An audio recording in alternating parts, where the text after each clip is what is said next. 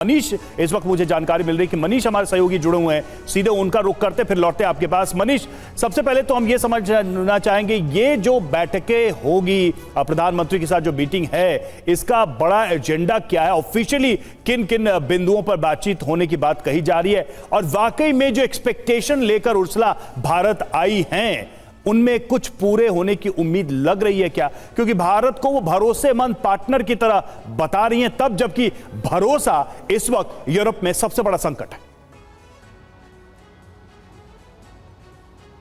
देखिए, आज मौका है हर भारतीय को इस बात का गर्व करने का कि 3 साल में हमने जो फॉरेन पॉलिसी अपनाई उसका परिणाम है कि आज उर्सुला वॉन डेर भारत आकर कहती हैं कि भारत हमारा भरोसेमंद पार्टनर है। याद करिए, फरवरी 2022 में जब यह युद्ध शुरू हुआ उसके बाद से उर्सुला वॉन डेर के नेतृत्व में यूरोप लगातार भारत पर सवाल कर रहा था कि भारत रूस के साथ तेल क्यों खरीद रहा है, भारत रूस के साथ रिश्ते क्यों बना रहा है। लेकिन आज वही यूरोप को जब ये लग रहा है कि अमेरिका अब अलग हो रहा है, अमेरिका रूस के साथ हाथ मिला रहा है, तो उस वक्त यूरोप को भारत की याद आ रही है। हालांकि भारत इस मीटिंग की तैयारी कई महीने से कर रहा था, ट्रंप के आने से इसका कोई मतलब नहीं है, लेकिन ट्रंप के आने के बाद इस पर प्रभाव पड़ा है। सबसे बड़ा प्रभाव यह है आज की तारीख में कि भारत के साथ अब यूरोप आगे बढ़ना चाहता है, क्योंकि उन्हें लग रहा है कि केवल अमेरिका के भरोसे नहीं रह सकता है और भारत अकेला ऐसा देश है जिसने रूस के साथ ताल्लुकात रखे, जिसने अमेरिका के साथ ताल्लुकात रखे और जिसने यूरोप के साथ भी ताल्लुकात रखे हैं, लेकिन अपनी शर्तों पर। याद करिए, जब विदेश मंत्री जयशंकर ने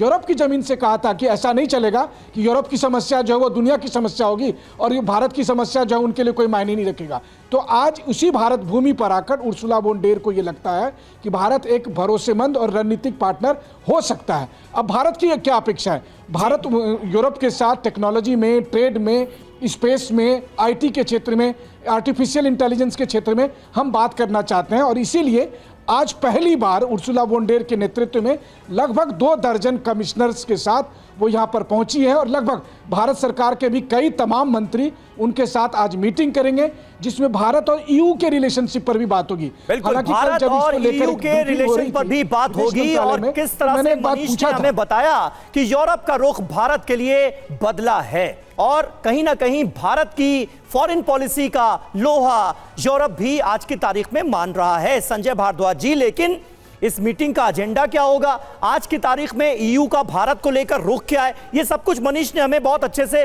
बता दिया। ईयू की एक्सपेक्टेशन क्या होगी इस मुलाकात में, ऐसे वक्त में जब रूस यूक्रेन वॉर फ्रंट पर बहुत कुछ होता हुआ देख रहे हैं, अमेरिका का रुख रूस के लिए बदलता हुआ हम देख रहे हैं।